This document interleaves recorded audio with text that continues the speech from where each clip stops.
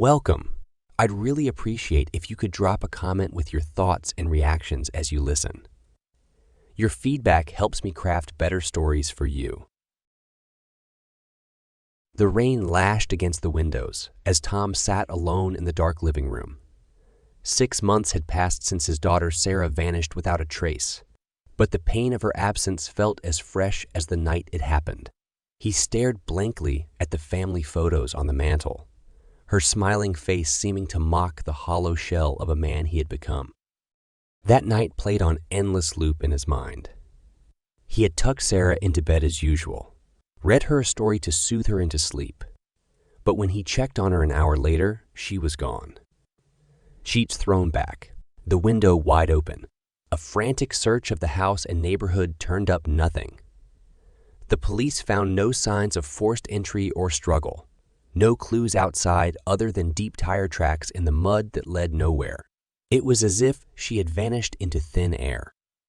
In the beginning, Tom threw himself into the investigation, retracing her steps and interrogating neighbors for any scrap of information.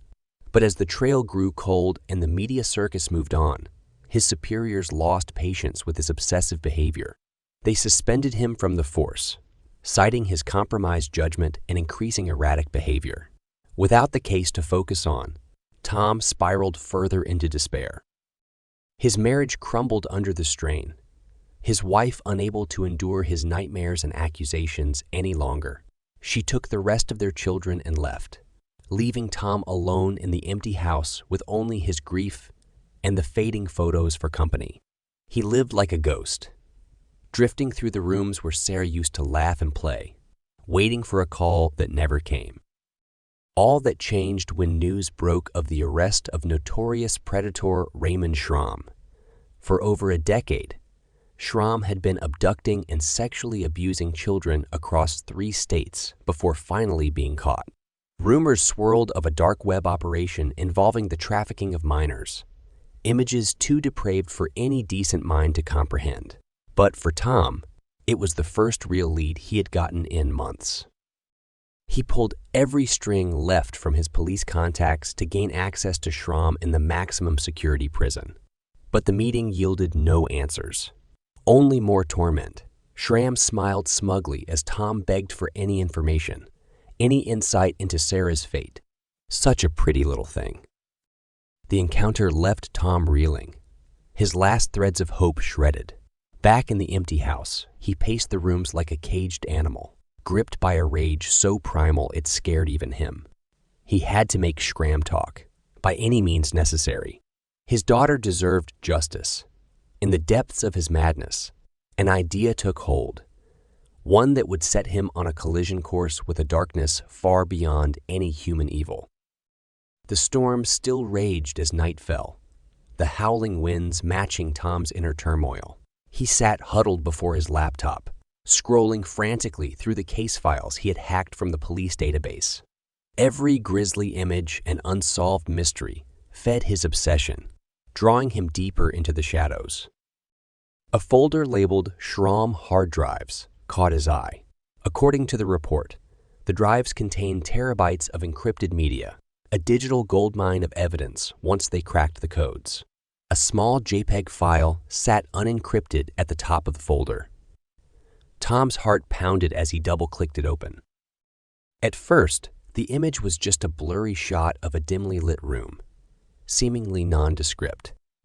But Tom peered closer, and his blood ran cold. A small shape huddled in the corner, obscured by shadow, but unmistakably a small child curled in on herself. He zoomed in on the background, picking out details in the wallpaper, a distinctive floral pattern he had seen before. It was the guest room in his own house. Hands shaking, Tom opened more files, each revealing more fragments of the scene. A close-up of the wallpaper, a tiny shoe left discarded on the floor, a strand of blonde hair caught on the bed frame. It was her room, and this was Sarah being held captive somewhere. His mind raced with questions. How did Schram get these images? And where was this place? In a frenzy, Tom pulled up the case files again and began combing through witness statements, searching for any location that matched. One interview stood out. a neighbor who recalled seeing a white panel van idling outside the house that night. The plate was only a partial match, but it was the first solid lead Tom had. He spent the night cross, referencing records, running traces on similar vehicles. By dawn, he found it, an abandoned farmhouse outside the city that matched the details in the background. The property was owned by a shell corporation, last used as a meth lab until a fire gutted the building years ago. It was the perfect, isolated hideout. Tom's hands shook as he printed the address, consumed by a wild hope and a raging need for vengeance. That night, he broke into the maximum security wing of the prison, evading guards and cameras with the stealth of his former training. The long corridor seemed to stretch into an abyss, the howls and cries of inmates lost to madness echoing off the walls. At the end of the hall sat Schram's cell, barricaded and heavily guarded due to his high-profile case. Tom crept along the shadows, pulling out his lockpick set with trembling hands. One by one, the tumblers clicked into place until he heard the satisfying snick of the lock releasing. Slowly, silently, he pushed open the door. Schram sat waiting in the darkness, a Cheshire grin splitting his gaunt face. "I've been expecting you, officer. Did you enjoy my gifts?" Tom froze in the doorway, every instinct screaming to flee yet unable to tear himself away. Schram's eyes glinted with an unnatural light, drinking in Tom's anguish like fine wine. "Where is she?" Tom's voice was barely a rasp. Schram tilted his head, regarding Tom as one might a curious insect. "You still don't understand, do you? I hold all the cards now." Rage surged through Tom's veins like liquid fire. In 2 strides, he crossed the cell and backhanded Schram across the face, sending him crashing to the floor. "Tell me," he screamed, "or so help me God, I'll end you right here." Schram merely laughed as he wiped the blood from his split lip. "Violence won't get you what you want, officer. But I'm willing to make you a deal." Against his better judgment, Tom leaned in. A gleam entered Schram's eyes that made Tom's skin crawl. "I'll tell you what you crave." Before Tom could respond, footsteps sounded in the corridor. 2 guards appeared at the cell door, radios crackling with reports of a breach. "Step away from the prisoner. Hands where I can see them," the guard barked, training a taser on Tom. Schram tutted from the floor. Now, there's no need for hostility. My friend here was just paying a social call." His oily smile never faltered. "Isn't that right? Friend?" Tom slowly raised his hands, mind racing. To be caught now would destroy any hope of finding Sarah. As the guards moved to restrain him, a voice rang out from the shadows. "Back off. He's with me." The hulking form of Bubba detached from the darkness, towering over the guards. An infamous murderer serving multiple life sentences. Bubba ruled this cell block through fear. At a gesture, the guards lowered their weapons and backed away uneasily. Schram climbed to his feet, brushing off his orange jumpsuit. "As I was saying, officer, I'm willing to provide assistance. All I ask is that you pass on a message at your next opportunity." A chill crept up Tom's spine, but he had come too far to back down now. Schram leaned in, his putrid breath ghosting Tom's ear. "Tell the warden, it's time we had a little chat." The storm had reached its peak as Tom made his way through the darkened prison corridors. Thunder rattled the ancient walls, and howling winds seemed to echo the cries of the inmates. Every shadow held unseen threats, every creak of metal and groan of timber, feeding his mounting unease. He stuck to the guard paths, avoiding the maximum security wing where Schram was held. Getting caught breaking protocol now would ruin any hope of getting answers. As he neared the warden's office, Tom rehearsed the message Schram had given him, a vague threat about unfinished business. That was sure to raise alarms. The door was unlocked, the warden still at his desk despite the late hour. "What is it, officer?" he asked gruffly, peering at Tom over his glasses. Tom relayed Schram's cryptic message as instructed. As expected, the warden's face darkened in concern. "I'll look into increased security. That man is nothing but trouble. Now get back to your post." No sooner had Tom stepped into the corridor than all hell broke loose. Sirens blared and red lights flashed as a code black emergency was called. A massive inmate riot had broken out in the maximum wing. Dozens of guards raced past, armed with batons and shields. A sense of dread gripped Tom's heart. Had Schram orchestrated this chaos to cover his escape? He followed the guards toward the melee, drawing his service weapon just as the first screams rang out. The scene was one from a nightmare. Inmates armed with makeshift weapons battled it out in a frenzy. Blood splattered the walls. A guard stumbled past, his throat laid open to the bone. Through the madness, Tom spotted Schram standing calmly amid the carnage, a sick smile on his face as he watched the violence unfold. "You!" Tom yelled, leveling his gun. But before he could fire, a hulking shadow detached from the darkness and barreled into him. They crashed to the floor in a tangle of limbs, Tom's gun skittering away into the melee. He threw the attacker off and rolled to his feet, coming face to face with Bubba's maniacal grin. The giant lunged with a guttural roar, a shiv glinting in his massive fist. Tom dodged the blow and countered with a right hook, feeling the crunch of bone under his knuckles. Bubba reeled back with a howl, blood gushing from his broken nose. But he charged again like a mad bull, all reason lost to bloodlust. They grappled, Bubba's hot breath and insane laughter filling Tom's senses.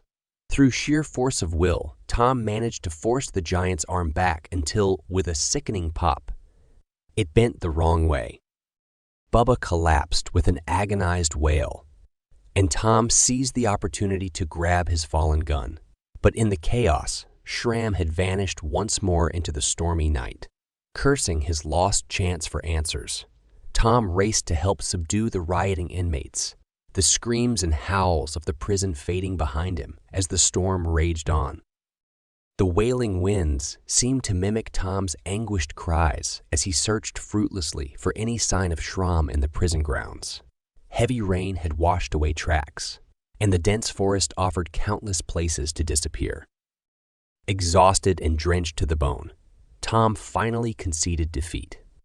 Schram had outmaneuvered him at every turn, and now his daughter's fate was lost again to the darkness. He trudged miserably back to his empty home, dreading another sleepless night haunted by what? Deaths. As he turned down the long driveway, headlights flashed in his rearview mirror.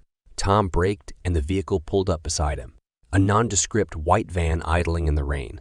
His blood ran cold as the passenger window rolled down. "We need to talk," said Schram calmly from the shadows.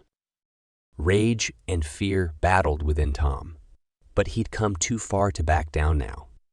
Through gritted teeth, he said, "Lead the way." The van pulled a U-turn, and Tom followed onto a winding back road, disappearing into the forest. They drove for what seemed like hours, the dense trees blocking any view of stars or civilization. Finally, Schram signaled and turned onto an overgrown path, the van's high beams cutting through the gloom. A decaying farmhouse emerged, matching the photos from Schram's hard drive. As they stepped out into the pouring rain, Tom's hand drifted to the gun on his hip. "Not yet," said Schram with an oily smile. "We have an appointment to keep first." He led Tom through a creaking side door into musty darkness. A single bulb flickered to life above a trapdoor in the floor, revealing a heavy padlock securing the rusted hatch. This is where the real fun begins. With a click, the lock sprang open and Schram pulled the hatch aside to reveal a rickety wooden staircase, descending into blackness. "I think it's time you met my associates. After you." Every instinct screamed danger, but Tom had no choice left. He started down the steps, gun drawn, Schram close behind, humming a nursery rhyme. The stairs seemed to spiral endlessly into the depths until A dim light flickered ahead, throwing dancing shadows across earthen walls. Tom emerged into a large underground chamber, every horror of his nightmares made manifest. Cages lined the walls holding emaciated children, faces gaunt and eyes hollow. In the center, a ritualistic scene was unfolding that near broke his mind to witness. With a roar of pure primal rage, Tom opened fire on the monsters. But as the last one fell, an inhuman howl rose from the depths of the chamber in response. The children screamed, and something huge began tearing its way through the earth toward the sound of gunfire, an abomination from the pit itself. Tom turned to run, but Schram blocked the exit, a gleaming knife in his hands. "Our business isn't finished," he crooned, "and I have such plans for you." A massive claw erupted from the dirt behind Schram. With horror, Tom realized as it dragged the predator screaming into the void that whatever dwelt below was far worse than any human evil. In the chaos, Tom grabbed a crying child and bolted for the exit as the chamber collapsed. He didn't stop running until they reached the van, peeling away just as the farmhouse imploded with an unearthly shriek. Weeks later, amid the rubble of that place, police would find the remains of Schram and his cult. But as for Tom and the children, their fates were left uncertain. For in the deepest dark that night, something ancient had been awakened, and its hunger had only begun. Lily scrolled through her social media feed, only half paying attention as her roommate Tyler studied beside her. It had been a long day, and her mind wandered as the hours ticked by. A notification popped up, pulling her focus. Tyler had shared a strange new browser page on his laptop. Leaning over, Lily's eyes widened at the dark interface, unlike any site she recognized. "What is this?" she asked, curiosity overcoming caution. Tyler tensed, closing the tab too quickly. "It's nothing," he muttered, but Lily had glimpsed enough. Despot's Web. She had heard rumors of the exclusive online forum, whispers among the more rebellious students at her college. Supposedly, it offered a place to discuss taboos, free from judgment. But Lily sensed a darker undercurrent in its cryptic design and restricted access. "You joined that site?" she pressed Tyler, concern coloring her tone. He sighed, running a hand through his hair. "It's not a big deal, just blowing off steam. Everyone experiments in college, right?" Lily knew better than to push him further tonight and let the subject drop, though a seed of unease took root in her mind. Over the next few weeks, she noticed subtle changes in Tyler's behavior that only increased her worries. Where he had been gentle and soft-spoken, Tyler now seemed calculating, his smiles no longer quite reaching his eyes. In conversations, he probed others in subtle yet invasive ways, as if testing boundaries. Lily began observing him more closely when they studied together, discreetly watching his laptop screen out of the corner of her eye. Sure enough, the strange browser would appear, bearing Despot's insignia. She began piecing together clues from the snippets she glimpsed. Discussion threads offered tactics for psychological manipulation of friends, partners, even strangers. Users posted updates on social experiments underway, praising each other for successes in bending others to their will. A chill ran down Lily's spine as she realized Tyler had not merely joined the forum. He was becoming an active participant. One night, unable to resist her growing unease, Lily waited until Tyler fell asleep to swipe his laptop. Her hands trembled logging into the dark site for the first time. Despot's Web lived up to its ominous reputation, its members' profiles detailing a catalog of psychological damage, seemingly without remorse. Lily scrolled in a daze, struggling to believe real people could condone such manipulation. A thread title caught her eye. New target: How to gain complete control. Her blood ran cold reading the post, recognizing subtle details only Tyler could have provided. It detailed his latest experiment on a new friend, manipulating her trust to isolate her from others. Disgusted yet determined, Lily left a comment questioning the ethics of such social experiments, leaving real psychological scars. To her surprise, she received a private message in response almost immediately. An interesting perspective. Not many dare to challenge the status quo here. If you're truly seeking understanding, perhaps we could discuss further in person. It was signed only with a crown, the symbol of the enigmatic leader she had heard referenced only in hushed tones. The despot. Lily knew she should ignore such an invitation from this dangerous man. Yet her curiosity had always gotten the better of her caution, and this may be her only chance to get answers. After a moment of indecision, she typed her reply. I'm willing to meet, but only to better understand the human impact of what you claim are mere games.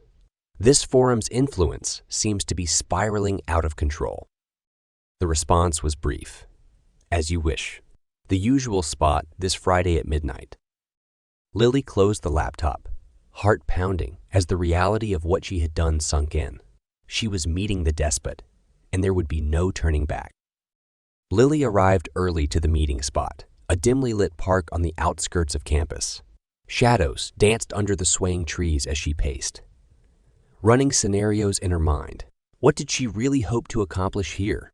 Confrontation would get her nowhere, yet compliance risked becoming complicit. Her thoughts spun in anxious circles until a voice cut through the night. You came. Spinning, Lily found a man watching her from the darkness. His features were nondescript, yet an aura of charisma and control seemed to radiate from him. This must be the despot. She steeled her nerves, determined not to show fear. I have questions that deserve answers. He smiled, gesturing for her to walk with him. As do I. You intrigue me, challenging the status quo as you do. Not many see beyond surface pleasures to deeper truths. Lily fell in step, keeping a wary distance. What deeper truths? All I've seen are manipulative social experiments, leaving real psychological damage. The despot waved a dismissive hand, merely growing pains as people expand their horizons. Control is but a tool to be used or discarded at will. On the forum, we explore freely without limits, helping each other reach our fullest potential. At what cost? Lily challenged. Your latest experiment is destroying my friend from the inside out. For the first time, a flash of something dangerous entered the despot's eyes. Your friend entered of his own free will, as did you in coming here tonight. One must experience darkness to truly appreciate the light. A chill ran down Lily's spine at his implication. Was she also merely a subject for observation now? She quickened her pace, putting space between them. I appreciate knowledge for its own sake, not manipulation. There is a line between exploration and harm that your forum has crossed. The despot caught up easily, his tone soft yet carrying an edge like sharpened steel. You question where I see only opportunity. Together, we could achieve wonders, but you must let go of such limiting constructs as right and wrong. Join us fully, and I will teach you to see as I do. His words seemed to wrap around Lily's mind, blurring the boundaries between curiosity and danger. Some small, rational part of her screamed to run, yet her feet remained rooted as the despot circled closer. What do you say? Will you open your mind to true freedom? Before Lily could respond, a rustling came from the trees. Her roommate Tyler emerged, eyes glassy and unfocused. There you are, he said in a hollow voice. I've been looking everywhere for you. The spell broke as Lily took in Tyler's altered state with horror. She backed away from both men, repulsed yet knowing escape would not be simple. No, thank you. I think I've seen and heard quite enough for one night. Spinning on her heel, Lily fled into the shadows, her heart pounding. The despot's laughter followed her into the dark, sending a chill through her bones. She had underestimated the depth of his influence, and now risked becoming just another of his manipulated subjects. More than ever, Lily was determined to expose the dangerous truth of Despot's web before it was too late. But first, she would have to save her friend from the grip of total control. The old floorboards creaked under Emily's feet as she climbed the stairs to her attic bedroom. It had been a long day of chasing leads that led nowhere, and all she wanted was a hot shower and some peace and quiet. As a journalist at the small-town newspaper, she was used to digging for stories where none seemed to exist. But this latest investigation into rumors of strange occurrences in the woods outside of Rosewood was proving especially fruitless. She booted up her laptop and opened up her notes, hoping a fresh look might spark new inspiration. But the documents were as sparse and inconclusive as when she had first started. With a sigh, Emily leaned back in her chair and stretched her tired muscles. That's when she spotted the open browser window in the corner of her screen, still logged into one of the more obscure forums she frequented in hopes of finding offbeat topics. On a whim, she clicked into the active discussions. One thread in particular caught her eye, a debate about real-life vampire covens that may exist today, carrying on occult blood rituals in secret. Most posters dismissed it as fantasy role-playing, but a few claimed more certainty. She scrolled further, noticing repeated mentions of a hidden group that called themselves Nightshade. Intrigued, Emily searched the forum and found their private board, accessible only to members. Against her better judgment, she submitted a request to join, curious what secrets this Nightshade may be hiding. To her surprise, approval came within minutes. The board opened to reveal a sparse design with minimal identifying details about its users. But the discussions contained a disturbing undercurrent she had not expected, references to real meetings and activities far outside internet games. Emily lurked further, absorbing the esoteric language and veiled implications. That's when she noticed a new private message had appeared. Opening it revealed only a few short words. "The hour grows late. Take care not to linger in dark places." A chill ran down her spine at the cryptic warning. She quickly closed the browser, unsettled by the implications of what she had found. This Nightshade was more than fantasy. Their interests extended to the physical world in troubling ways. In the following days, Emily kept a close eye on the forum whenever she had a free moment. The discussions had taken a decidedly ominous turn. Users posted GP's coordinates deep in the forest, along with blurry photos of strange markings on trees and rocks. She pulled up maps and hiking trails, realizing the locations were all within a few miles of Rosewood. When one member inquiringly asked what activities took place at the sites, they received a chilling response. The old rites are observed, as they have been for generations. The blood knows its purpose. Emily printed the exchanges, certain now that Nightshade's interests went far beyond internet role-playing. She needed help making sense of it, so she paid a visit to Sheriff David Moore at the local police station. But showing him the forum posts only made him chuckle and wave her off. Vampires in Rosewood. Don't you think our town has better things to worry about than believe internet monsters? I've got real crimes to solve, Emily. She left frustrated by his dismissal, certain something sinister was happening right under the sheriff's nose. That night, as she tried to sleep, Emily sensed a presence outside her window. Pulling back the curtains, she scanned the dark yard below, but saw nothing. Still, an icy feeling crept over her that she was being watched from the shadows. Had Nightshade's warning not been idle after all, she would get to the bottom of this, with or without the sheriff's help.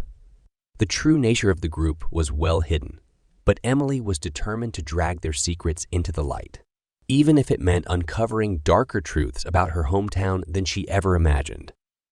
The next morning, Emily took her dog Franklin for a long walk along her favorite hiking trail, hoping fresh air and exercise would clear her head. But as they ventured deeper into the forest, she felt the familiar prickle of unseen eyes following her movements. Every snapped twig or rustle of leaves had her whirling, scanning for any sign of a lurker. But the dense trees revealed nothing. Franklin suddenly froze, hackles raised as he stared into the undergrowth. Emily crouched beside him, straining to see or hear what had alarmed the dog. Then she noticed it. Strange markings etched into the bark of a large oak, barely visible under layers of moss and lichen. Stepping closer, she brushed away debris to reveal an intricate symbol of interlocking circles and lines. It matched one posted on the Nightshade forum, along with coordinates placing it right where she stood. A chill ran down her spine at the realization she was being led directly to the group's meeting spots. But by whom? In the distance, she thought she heard a low chuckle carried on the breeze. Emily grabbed Franklin's leash and hurried back to the trailhead, unsettled by the sense that unseen eyes had been watching her the entire time. She had uncovered the first tangible clue, yet it only deepened the mystery. Nightshade's influence was very real and clearly extended beyond mere internet discussions.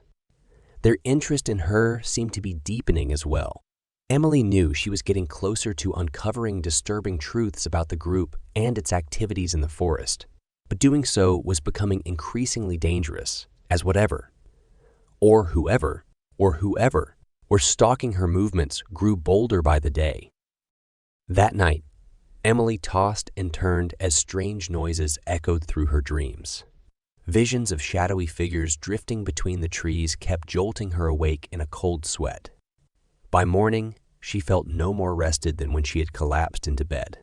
As she shuffled downstairs for coffee, her neighbor Mrs. Johnson stopped by with a casserole and news that unsettled Emily further. "Did you hear about poor Adam Wilson?" the elderly woman asked, eyes wide. "He went out hiking in the woods yesterday and never returned. Search parties are still looking, but it's like he vanished without a trace." Emily's blood ran cold at the mention of Adam's name. He was one of the few friends she had confided her Nightshade investigation to, dismissing her warnings to steer clear of the forest until she learned more. Now it seemed her fears had come to pass. The group had made their first move against potential interlopers. She thanked Mrs. Johnson numbly for the food before hurrying to the sheriff's station, notes in hand. Sheriff Moore listened with a weary sigh as Emily recounted Adam's disappearance and her growing conviction. It was linked to Nightshade. "I know you think I'm not taking this seriously, Emily," he said gently. "But strange things happen in the woods all the time. Let's not jump to conclusions until we have evidence of foul play." "I have evidence," Emily cried, shoving her folder of forum posts and photos across the desk. "These markings in the forest match the symbols Nightshade uses. They're leading people there for a reason, Sheriff, and I'm not letting another friend get hurt because you refuse to believe the danger is real." The sheriff's eyes narrowed as he flipped through the pages, seeing for the first time the depth of her research. "All right, I'll send a team out to search the areas you've marked, but you need to let us handle this investigation from now on. No more snooping around those woods alone. Do you understand?" Emily agreed reluctantly, hoping the searchers would find clues to Adam's fate and Nightshade's activities before it was too late. But hours passed without word, and dusk was falling by the time she received a call from Sheriff Moore. "We found some strange markings near your trail," he reported grimly. "Looked almost ritualistic, with symbols I can't make heads or tails of. I'm starting to think there may be more going on out there than I wanted to believe. Keep your doors locked tonight." "You hear doors locked tonight, you hear." She slept fitfully, waking every hour certain she had heard noises outside. By morning, Emily was exhausted but determined not to be cowed into hiding. After feeding Franklin, she decided to check on the search efforts herself, hoping fresh eyes in the light of day would reveal something new. As she entered the forest trail, strange sounds echoed through the trees, a low guttural chanting that raised the hairs on her neck. Franklin began barking furiously at the undergrowth, hackles raised. Emily tried to calm him, but the dog refused to back down, snarling at some unseen threat. A crackle of branches snapped her head around, just in time to see a shadow detach itself from the trees. It moved with inhuman speed, long limbs flowing like liquid darkness as it closed the distance between them in seconds. Emily screamed and turned to run, but a vice-like grip seized her arm, yanking her off her feet. She caught a glimpse of pale, sunken eyes and bared teeth before Franklin launched himself at the assailant with a ferocious growl. It released her with a hiss of pain, and Emily scrambled away on hands and knees, heart pounding. The stalker rounded on the dog with a feral snarl, and she knew Franklin didn't stand a chance against such an opponent. "No! Leave him alone," Emily cried desperately, grabbing a fallen branch and swinging it with all her might. It connected with all her might. It connected with a sickening crunch that sent the stalker reeling, and Franklin bolted to her side. She grabbed his leash and fled through the trees as fast as her legs could carry them, the dog's barks fading behind her. When she dared to look back, nothing gave chase. But she knew, with bone-deep certainty, that she had made a deadly enemy, and Nightshade's interest in silencing her had escalated to open threats against her life. Shaken to her core, Emily locked herself in the sheriff's station and recounted the terrifying encounter between gasping breaths. Sheriff Moore listened in stunned silence, paling as the implications sank in. "I'll put extra patrols on the woods at night," he vowed, "and you're staying with me and my family until we get this sorted. I should have listened to you sooner. There's a madman out there, and God help us all if he isn't stopped." That evening, Emily tossed fitfully on the couch, waking with a start from dreams of grasping talons and bared fangs. She crept to the window, peering into the inky darkness for any sign of movement. At the edge of the forest, between the swaying tree line, she thought she saw a pair of luminous eyes staring back, watching, waiting for another chance to finish what it had started. A shiver ran down her spine at the realization her stalker had somehow followed her even here, its obsession with its quarry now an all-consuming madness that would not be denied until she was silenced for good. In the morning, Emily accompanied Sheriff Moore and his deputies back into the woods, retracing her steps carefully. They found strange markings near where she had encountered the stalker, along with traces of dried blood in the brush that made the men exchange uneasy looks. Deeper within the forest, a grisly discovery brought the search party to a halt. The mangled remains of Adam Wilson, torn almost beyond recognition by what could only be animalistic savagery. "This is no animal," Sheriff Moore said grimly. He pointed to a symbol carved into a tree trunk above the corpse. The same esoteric design Emily had photographed weeks ago. A chill ran through her at the message it conveyed. Nightshade had made their stance clear and would eliminate anyone daring to expose their depraved activities. Emily knew she was closer than ever to uncovering the true face of the evil that had taken root in Rosewood. But doing so meant walking straight into the jaws of the nightmarish beast that was stalking her every step, driven to ever greater acts of depravity and violence in its maddened quest to maintain control.